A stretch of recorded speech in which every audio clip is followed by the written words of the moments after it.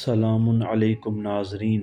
इमाम महदी अलैहिस्सलाम की ग़ैबत पर जो सीरीज़ आपकी खिदमत में पेश की जा रही है, उसका आज का मौजू है कि रसूल पाक सल्लल्लाहु अलैहि वसल्लम के 12 जानशीन वाली हदीस। ये हदीस न सिर्फ़ अहले तशय्युअ की मुस्तनद तरीन किताबों में मौजूद है, बल्कि अहले सुन्नत के यहाँ भी मुस्तनद तरीन किताबों में मौजूद है।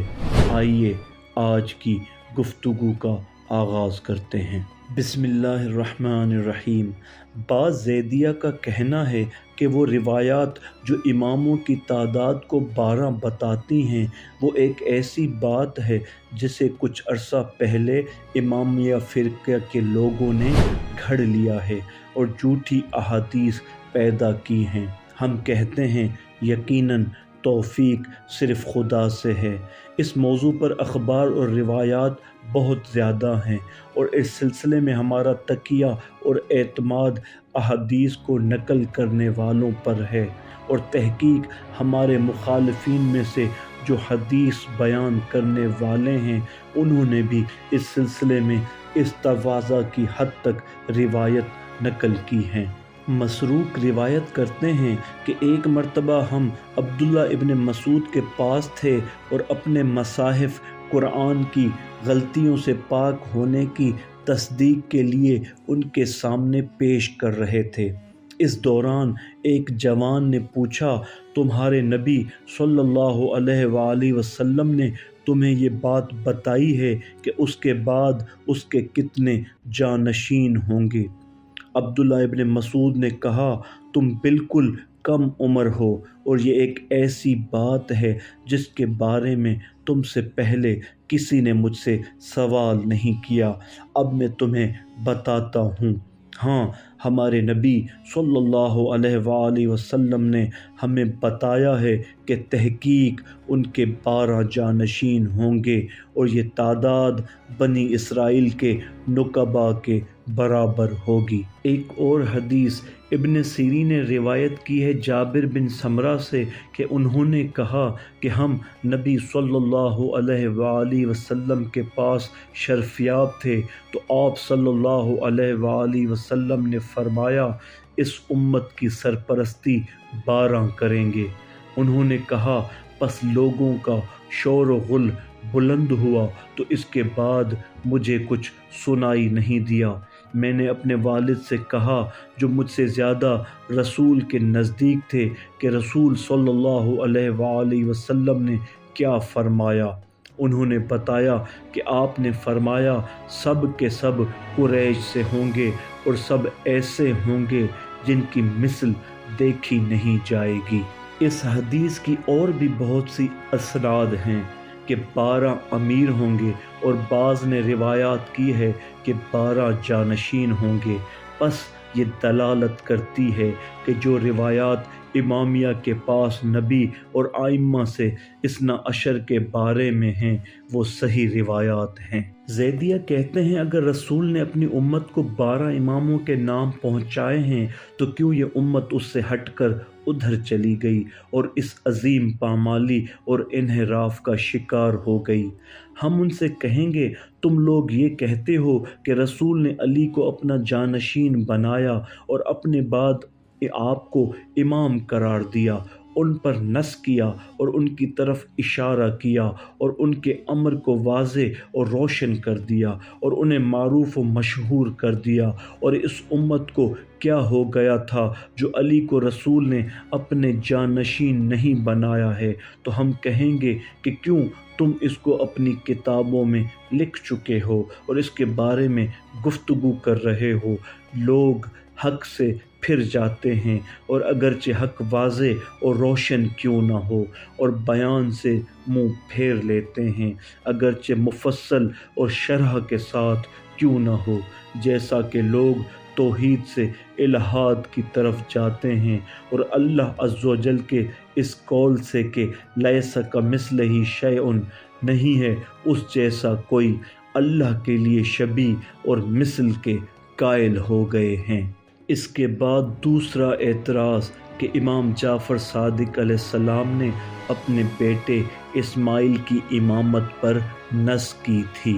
ان دلائل میں سے جو امامیہ کے دعوے کو جھٹلاتے ہیں یہ گمان کرتے ہیں کہ امام جعفر صادق علیہ السلام نے اسماعیل پر نص کی اور ان کی طرف ان کی زندگی میں ہونے کا اشارہ کیا، پھر اس کے بعد اسماعیل ان کی زندگی میں ہی چل بسے۔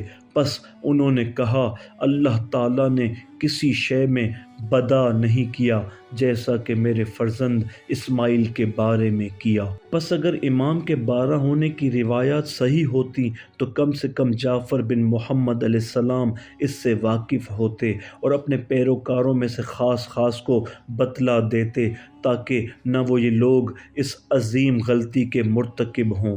اس کے جواب میں ہم نے ان سے کہا تم لوگ کس بنیاد پر کہتے ہو کہ جعفر بن محمد نے اسماعیل کی امامت پر نص کیا ہے؟ یہ کیسی روایت ہے اور کس نے اس کے قائل ہیں جبکہ اس کی کوئی بنیاد نہیں ہے؟ کیونکہ ائمہ اثنا عشر کے بارے میں جو روایات ہیں وہ خاص و عام شیعہ اور سنی دونوں نے نبی صلی اللہ علیہ وآلہ وسلم اور ائمہ سے نقل کی ہیں، لیکن آپ کا یہ ارشاد کہ اللہ تعالیٰ نے کسی چیز میں بدا نہیں کیا جس طرح میرے بیٹے اسماعیل کے بارے میں کیا، پس اس کا معنی یہ ہے کہ وہ فرما رہے ہیں کہ امر خدا میں سے کوئی ایسا امر مجھ پر ظاہر اور منکشف نہیں کیا جس طرح میرے بیٹے اسماعیل کے بارے میں ہوا کہ اسے میری زندگی میں ہی موت دے دی تاکہ اس سے یہ معلوم رہے کہ وہ میرے بعد امام نہیں ہیں۔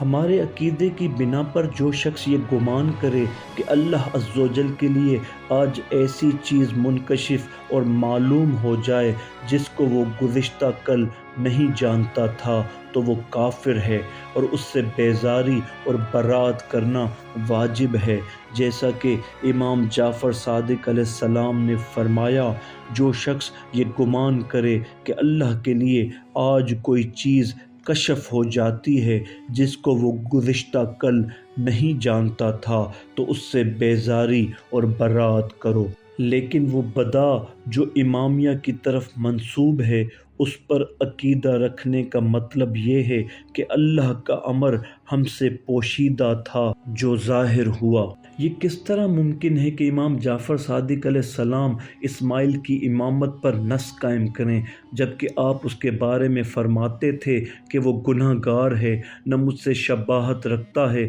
نہ میرے آبائے طاہرین میں سے کسی ایک کے ساتھ شباہت رکھتا ہے۔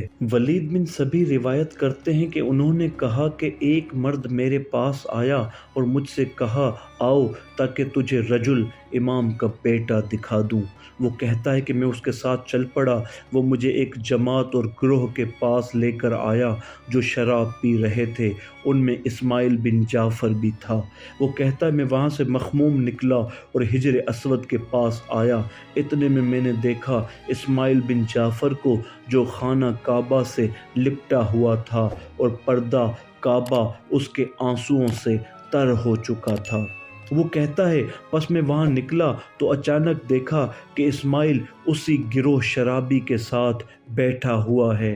میں واپس کعبے کی طرف پلٹا تو دیکھا کہ وہ پردہ خانہ خدا سے لپٹا ہوا ہے اور اس کے آنسوؤں سے تر ہو چکا ہے۔ وہ کہتے ہیں میں نے یہ واقعہ امام جعفر صادق علیہ السلام سے ذکر کیا تو آپ علیہ السلام نے فرمایا تحقیق میرے بیٹے پر ایک شیطان ایسا مسلط ہوا ہے جو اس کی شکل میں آتا ہے۔ ایک اور روایات کی گئی ہے کہ شیطان ہرگز کسی نبی یا نبی کے وصی کی شکل اپنا نہیں سکتا، تو ممکن ہے کہ آپ اس کی امامت پر نص کریں جبکہ اس کے متعلق آپ کا یہ صحیح ارشاد ہے۔ صدق اللہ العلی العظیم۔